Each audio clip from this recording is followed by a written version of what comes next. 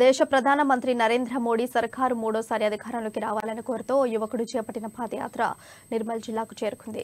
కుబీర్ మండల కేంద్రానికి చెందిన జాదవ్ మాధవ్ పటేల్ మోదీ మళ్లీ ప్రధాని కావాలని ఆకాంక్షిస్తూ అయోధ్య వరకు పాదయాత్ర చేపట్టారు.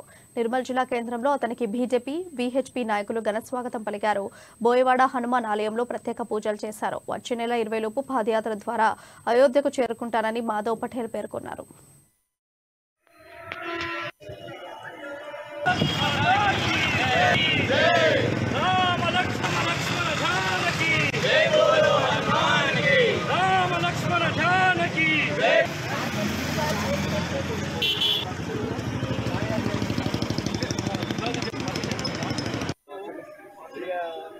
जय श्रीराम ना पेर जादव माधव पटेल सन ऑफ जादव सूर्यनारायण कुबीर నుంచి అయోధ్య పాదయాత్ర వెళ్తున్నా. అది కుబీర్ నిర్మల్ జిల్లా.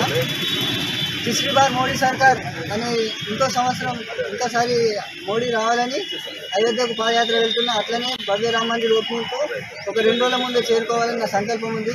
జనవరి 20 నేను అయోధ్యలో ఉంటాను. నాకు అడుగడుగున ఇంకా నేను అయోధ్యకు పాదయాత్ర వెళ్తున్నా కాబట్టి నాకు అడుగడుగున హిందూ వాహిని వారు, ఆర్ఎస్ఎస్ వారు, విహెచ్పి వారు, బజరంగ్ దళ్ వాళ్ళు సహాయపడుతున్నారు. శ్రీరామచంద్ర భగవానుడి విగ్రహ ప్రాణ ప్రతిష్ఠ కార్యక్రమానికి మరి కుబీర్ నుండి జాదవ్ మాధవరావు పటేల్ గారు మరి 1200 కిలోమీటర్లు పాదయాత్ర వెళ్ళడం చాలా అభినందనీయం. ఈ కార్యక్రమానికి నిర్మల్ జిల్లా కేంద్రానికి చేరుకున్న సందర్భంగా రాష్ట్రీయ స్వయం సేవక్ సంఘ్ మరియు హిందూ వాహిని, భాజపా వివిధ హిందూ సంఘాలన్నీ కలిపి ఇలా ఘనస్వాగతం పలకడం జరుగుతుంది.